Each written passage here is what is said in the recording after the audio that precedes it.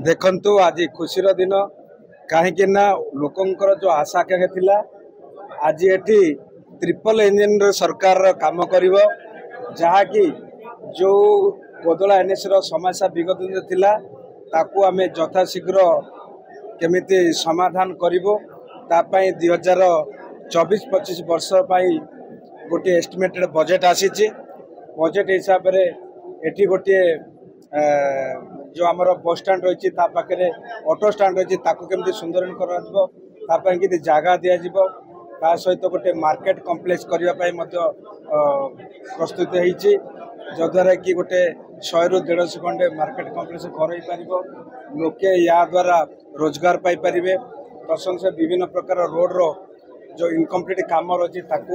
यथाशीघ्र वर्षा पूर्व समाप्त करा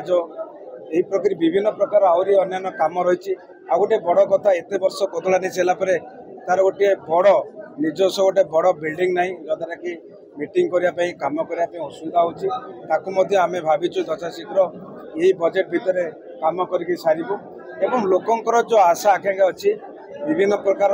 समस्या को लेकर आज भारतीय जनता पार्टी गंभीर सहित कम करने प्रस्तुत अच्छी एवं आगामी वर्ष भितर यार समस्त प्रकार काम को आम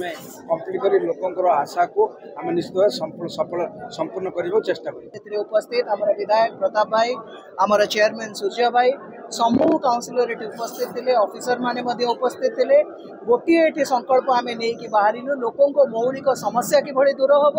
समस्ते मिसिकी एका धारे केवल विकास मुद्दा नहीं काम करूँ आउ द्वितीय कथा नहीं कोदला एनएसी जमी आगामी दिन में 1 नंबर हो बाहर लक्ष्य समस्त से गोटी।